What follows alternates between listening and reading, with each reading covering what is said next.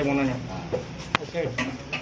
Pak HS, kenapa Pak bisa sampai kayak gitu Pak? Kejam sekali Pak, semuanya disikat pakai celurit Pak. Karena sudah difitnah dari 4 bulan yang lalu.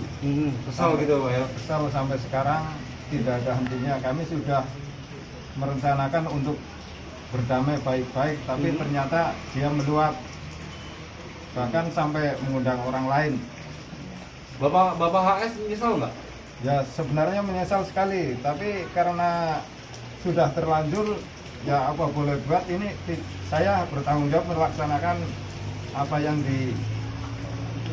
ditindakan kepada aparat Kapolres. Oke. Pak, kalau emang Bapak benci sama Mauludin, kenapa yang lain ikut disabet juga Pak? Karena kayak saya kalah sudah ingat apa-apa, hanya Pokoknya siapa yang ada sikat gitu? ya.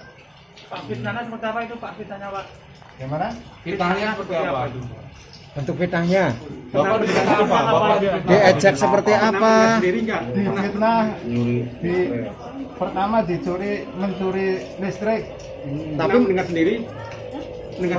Setiap hari pernah Mendengar sendiri atau dari orang lain? mendengar sendiri. Listrik siapa itu Pak? Juri Pak?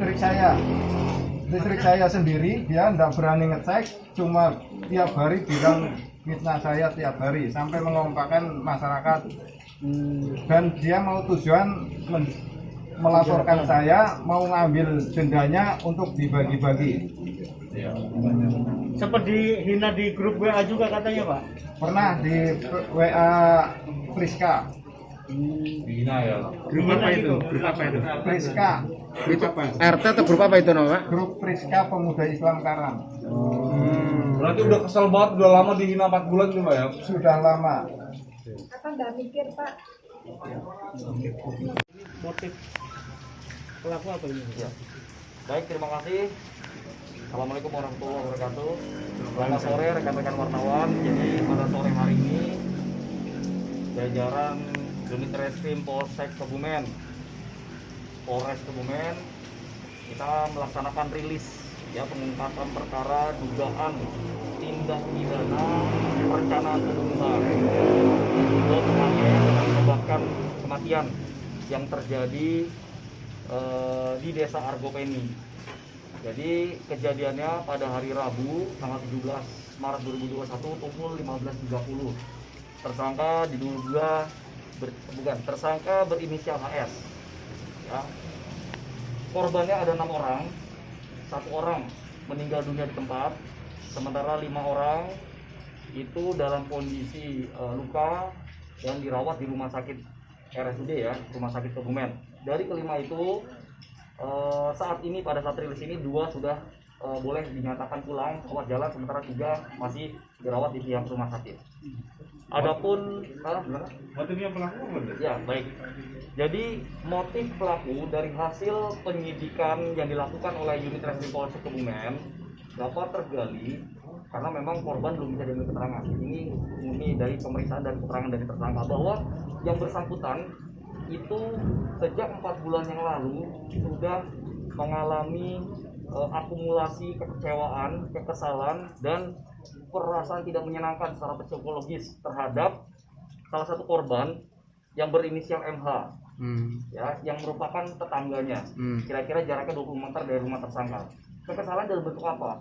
Menurut keterangan tersangka, MH ini kerap selalu mengejek, kemudian menebar fitnah, ya, menebar fitnah bahwa tersangka diduga mencuri listrik, kemudian melakukan perbuatan-perbuatan yang tidak baik.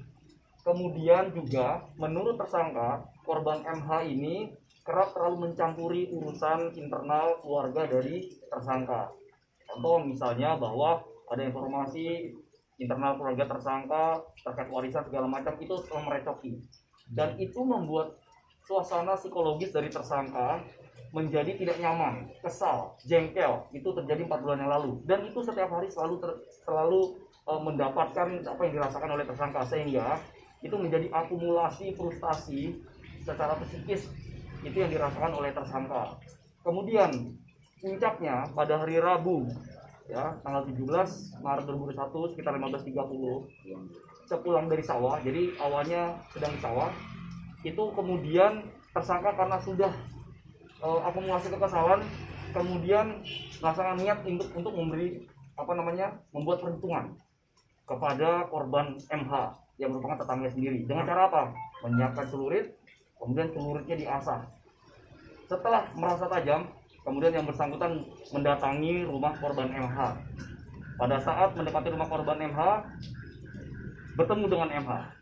Ya, itu korban Artinya terencana gitu, Komandan. Kalau menurut hasil penyidikan kami terencana, karena memang celuritnya sudah disiapkan, kemudian sudah diasah, yang tujuannya adalah benar-benar untuk mendapatkan hasil maksimal ketika memang tersangka ingin melukai dari korban. Nah, kemudian saya lanjutkan, ketika mendatangi korban, bertemu ya di rumah korban, bertemu dengan korban Eva tanpa babi bu, tanpa memberikan penjelasan, langsung mengayunkan celuritnya melukai dan membuat korban MH mendapatkan beberapa luka di badannya. Tidak cukup dari situ, ada korban MH keluar. Ada korban HL keluar dari rumah.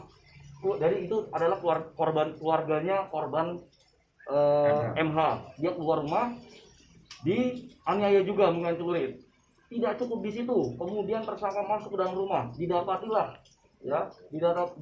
korban yang kedua, ketiga, dan keempat. Itu juga kemudian dilukai tanpa memberikan penjelasan dan argumentasi membabi buta.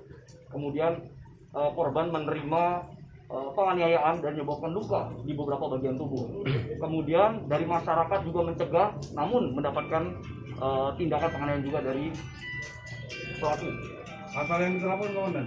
Baik, dari rangkaian penyidikan, ya, pengumpulan alat bukti di lapangan, baik keterangan saksi maupun bukti lain, penyidik berpendapat dapat mengenakan persangkaan pasal 340, junto 338, junto 351 ayat 3. Ya, ayat 3. Artinya ancaman tertingginya adalah hukuman mati.